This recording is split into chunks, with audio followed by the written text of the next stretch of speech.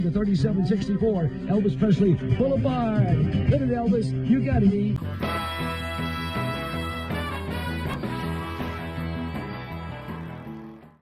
Hey everybody, EP back on tour. We're coming to you from our studio.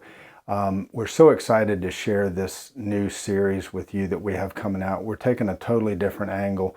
We're going to call this the Huntsville Sessions. As you guys know, that Michael and I are very big fans of Huntsville, Alabama, and we're also big fans of the Von Braun Center, where Elvis gave 5 unbelievable shows in 1975 and then went back in 1976.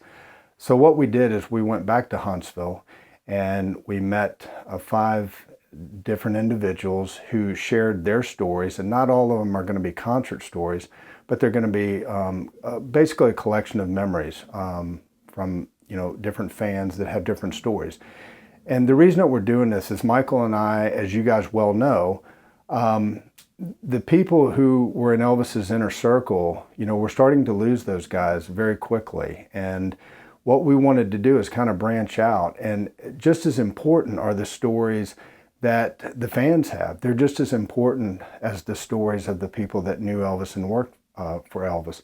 So what we wanted to do was collect these stories and kind of put them in a time capsule and share them with you, especially for the young fans who don't have as much knowledge of these certain things. We wanted to bring these stories to you. So we're going to call these the Huntsville Sessions, and we hope that you enjoy them. It's going to be a collection of memories from 5 different individuals, and we really hope that you enjoy what we put together and enjoy. The first one is going to be with a gentleman named Wayman Burke, and you're getting ready to see he's going to be the first story that we introduce to you, and we hope you enjoy our new series.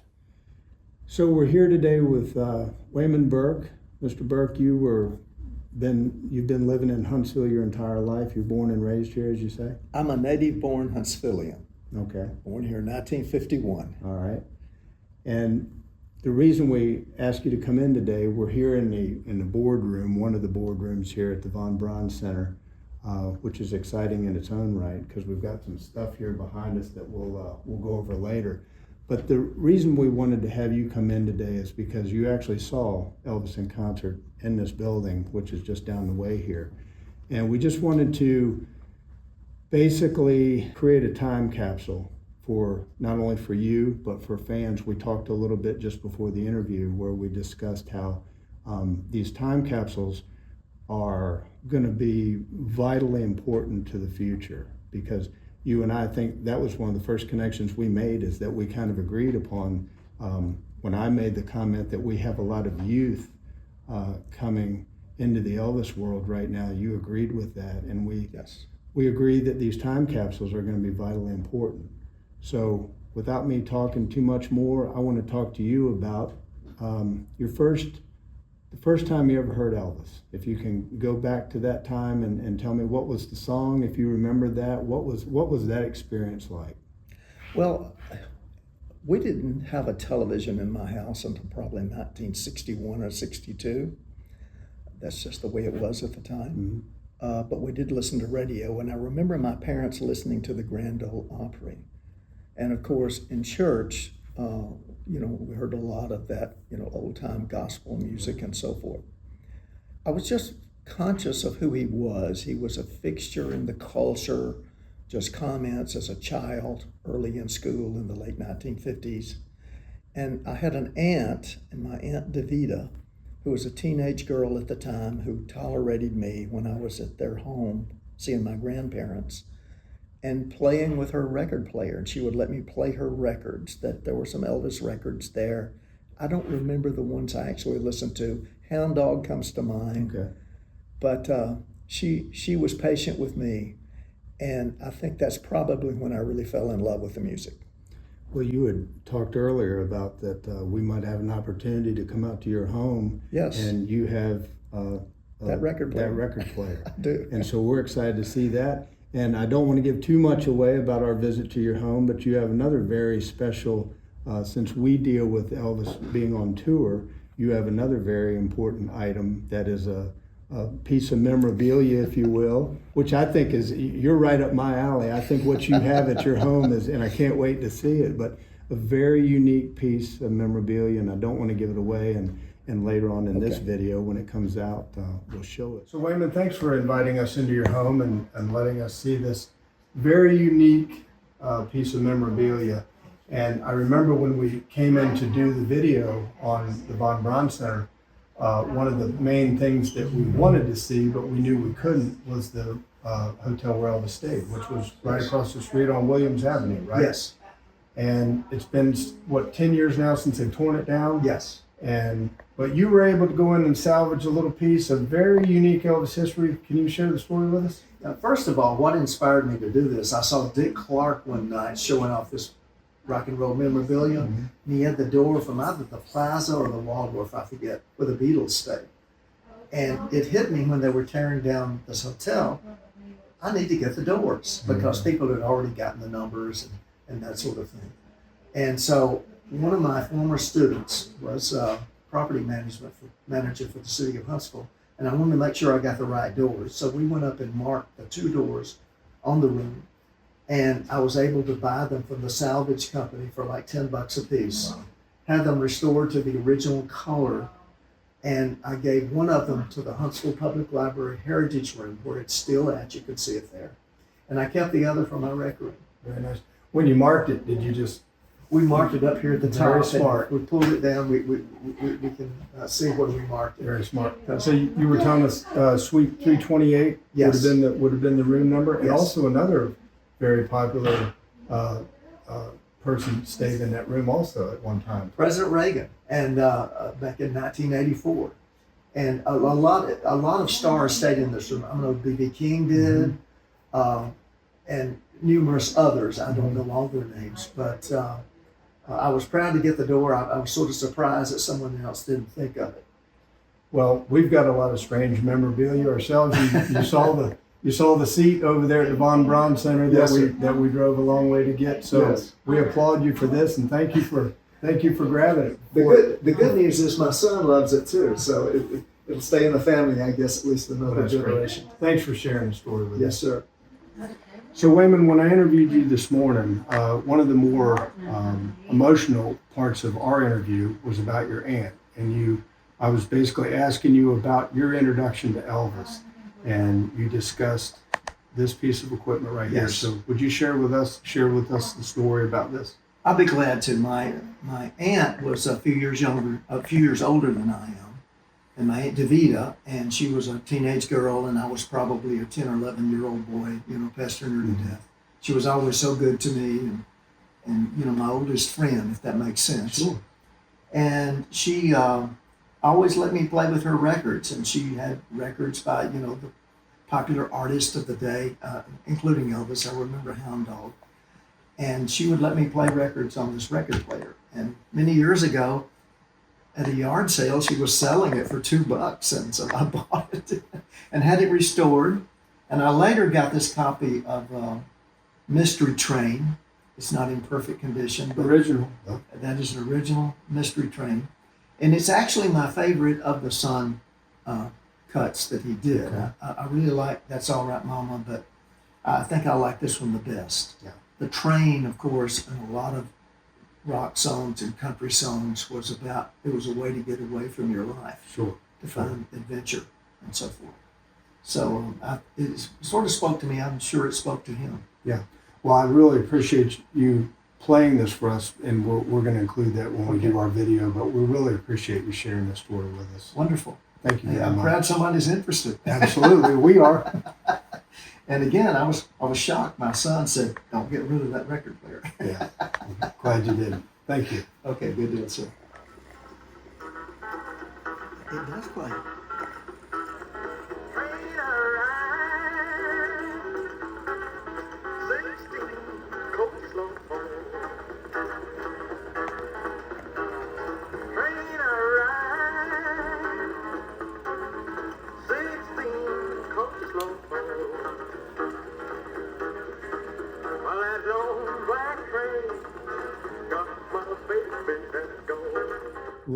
Since we deal with Elvis on tour, the touring years is basically, We don't really include 1969 in that, although he had made his comeback and he was in Vegas in '69, but it really didn't start going on tour, as you well know, until 1970. Right. And then obviously wrapping up in '77. But those are the years that we concentrate on. And like I say, we've been to well over 100 buildings now, documented those buildings, photographed them and things like that.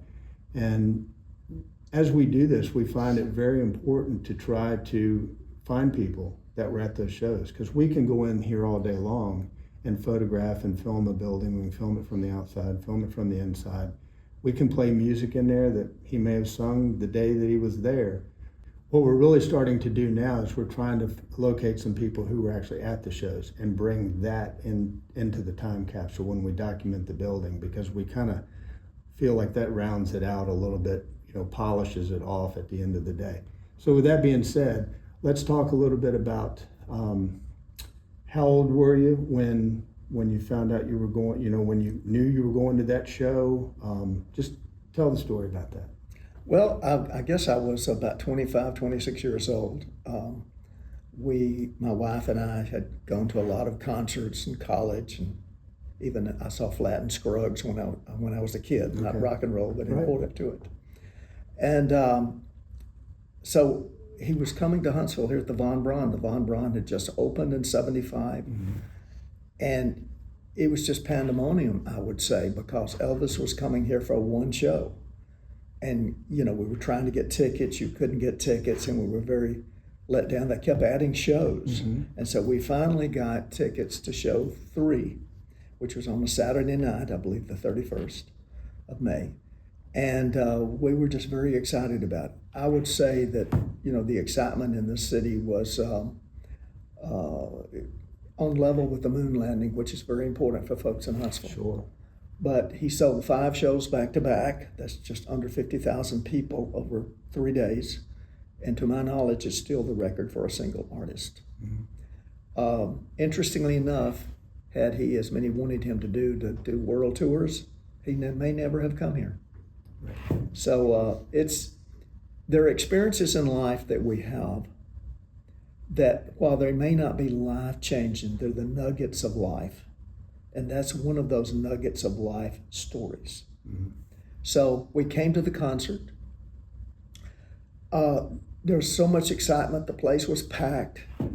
And I guess the thing that, when they were doing the Elvis film, the 201: A Space Odyssey, the introduction and so forth, were the flash bulbs going off in this cavernous arena that created a surreal atmosphere there, that unintentionally it was a fan-induced light show at the concert. And in our show, he started out with C.C. Ryder. Sometimes he would start out with That's All Right, Mama. But it was just electrifying. My wife and I both enjoyed it greatly. And like I said, it's one of those important moments in our life, that things that sort of a touchstone in life.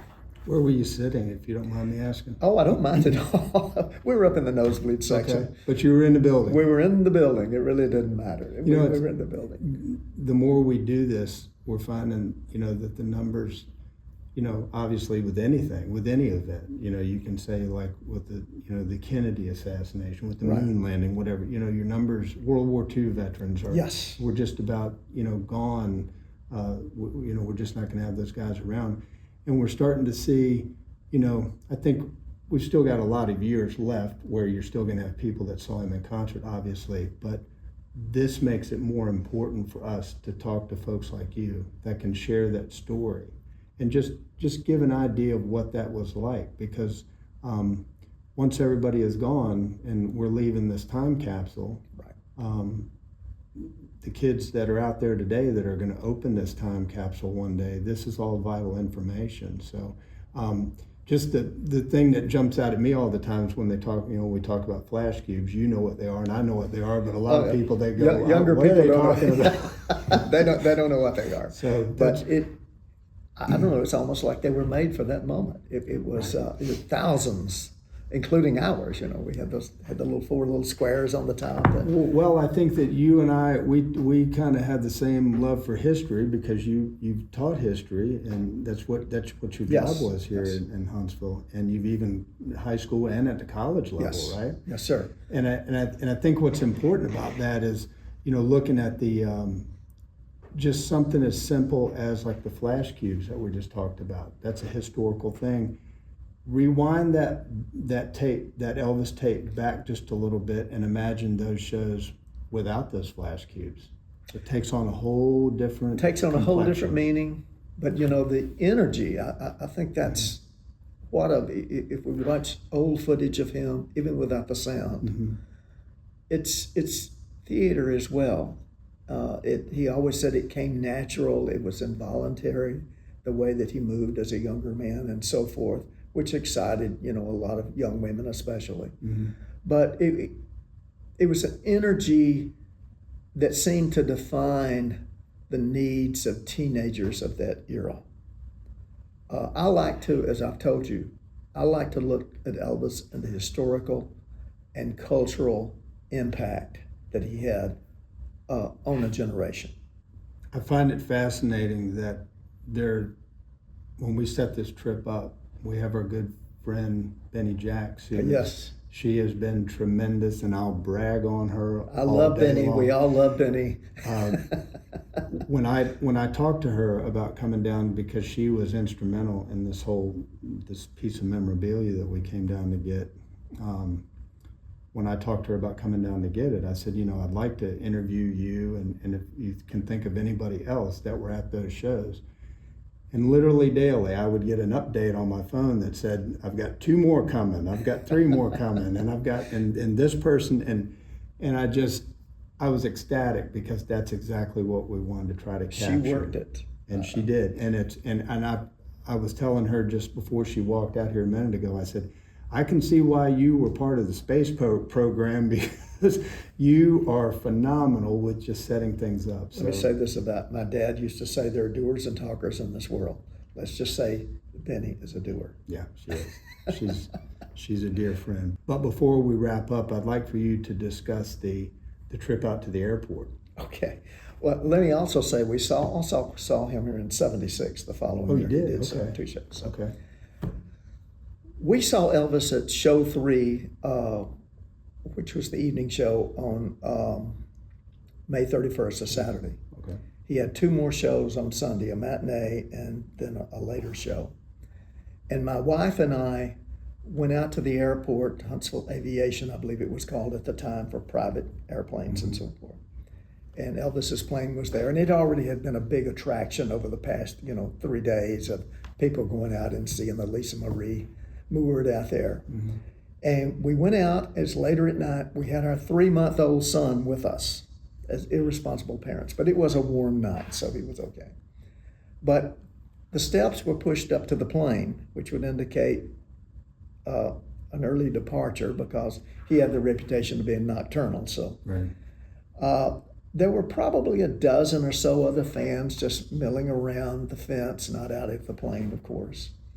And I don't know how long we stayed there. We could have been there an hour or so, I'm not sure. But we were just wanting to see if he would leave. And we're actually away from the other fans, and just the 3 of us standing on the curb. And here comes the entourage. And of course, Elvis loved the police. And I know that Chief Sweden was his primarily escort around town. And he had this white Pontiac. And this white Pontiac, escorted by a police car, pulls up right in front of us. And Elvis is in the back seat between the chief and another man I did not know. Someone rolled down the window, and we're standing there in awe. And Elvis just does a wave to our young son. And I conclude that story by saying our son, Jason, grew up to be a fine guitar player. I'm not trying to put any religious significance on this, but he has always loved music. So Isn't that something? He has no living memory of it, but it happened. That's I found it fascinating. He would take time in that brief moment to acknowledge a small child right. in an airport parking lot. Well, Mr. Burke, I can't thank you enough, seriously, for taking time out of your day to come down here Thank and you. speak with Michael and I. And we're going to put this all together in a nice Okay. video. And Look forward to you'll be seeing able it. Take a look at it. So thank you very much. Peace. Yes, sir.